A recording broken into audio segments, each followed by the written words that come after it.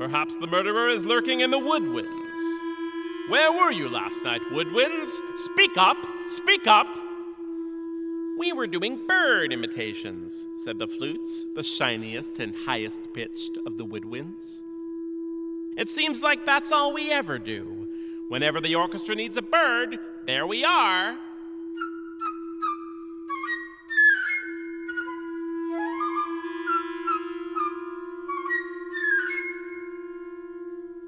Aha! The inspector cried. Perhaps you murdered the composer for making you act like birds. Don't make us laugh, the flutes cried. We're much too wimpy and high-pitched for murder.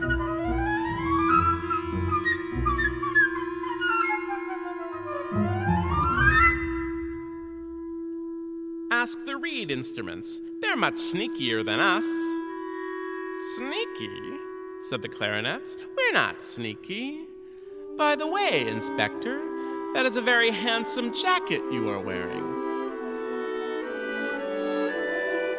Oh, thank you, said the inspector. Such shiny buttons, said the bassoons. You think so?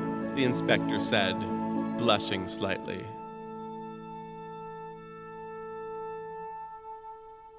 And the color is very flattering, said the oboe.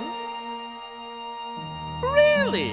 The inspector said, twirling around. That's very kind of you to say so. But why are you giggling, flutes?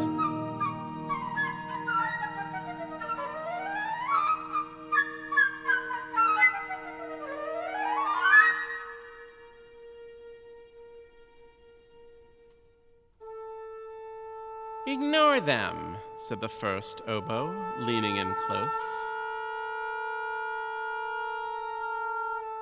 If I were you, I'd question the brass instruments instead. They're a violent lot. The brass? The inspector said, writing in his notebook. You really think so?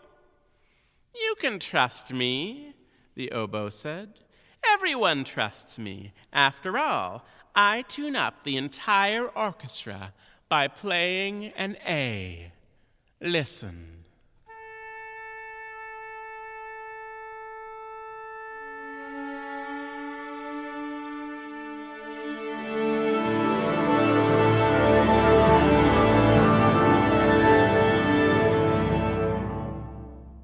You can't argue with that, the inspector said. Brass, what do you have to say for yourselves?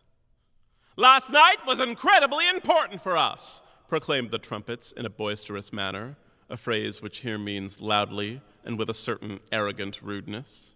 We announced the arrival of kings and presidents. We led soldiers into battle and held a parade when they got home. Our ears are still ringing from all the ruckus.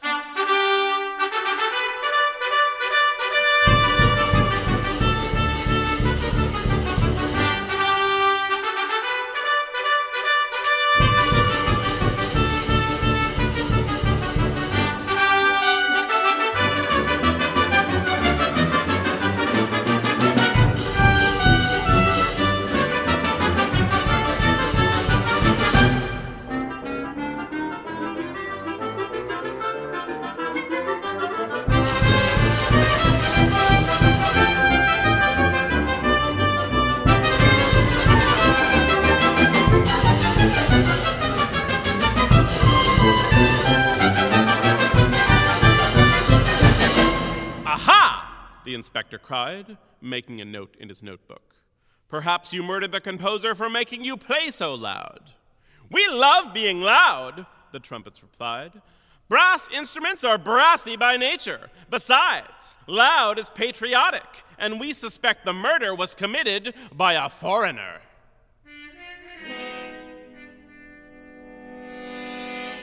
A foreigner, the inspector repeated. What say you, French horns? You have a strange accent. The French horns did not understand the question. and began murmuring a story about the old country, when the war split our hearts like a cantaloupe.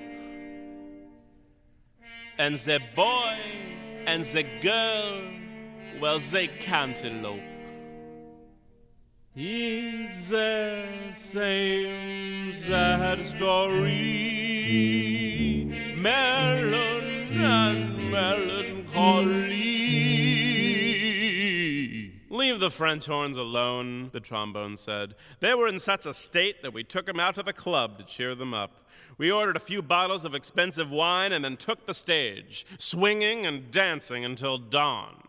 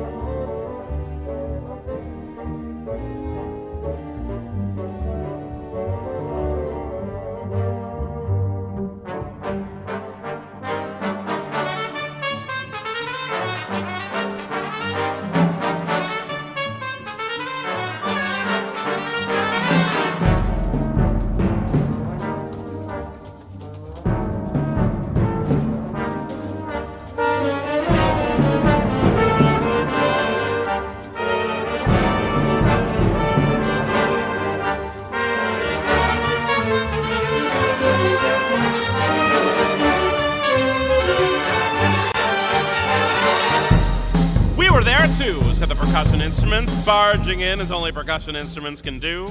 We drummed, we percussed, we employed xylophoniness and symbolism. We heard the beat and beat the herd. We struck up and got down. We conquered the concert, battered the band, agitated the audience, rattled the roof, and got the phone numbers of several very attractive young sailors. By then we were beat, too exhausted to commit murder.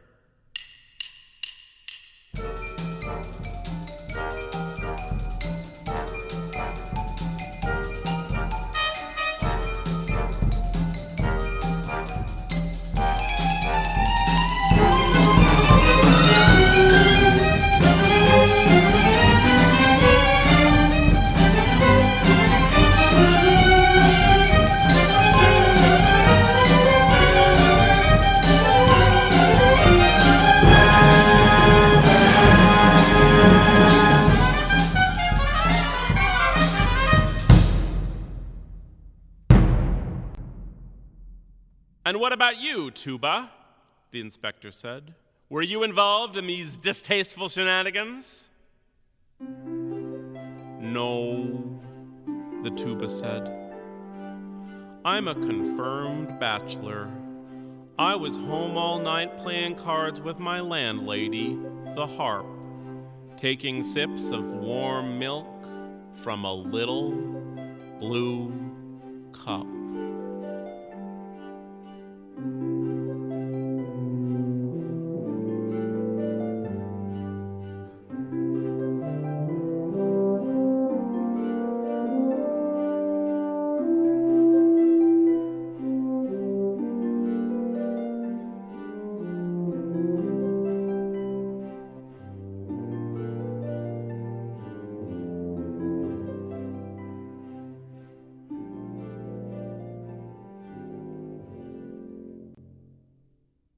The inspector flipped through the pages of his notebook and scratched his handsome head with a well-manicured hand.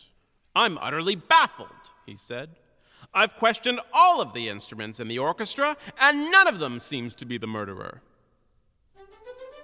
The violins waltzed.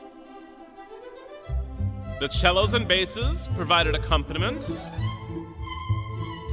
The violas mourned their fate, while the concertmaster showed off.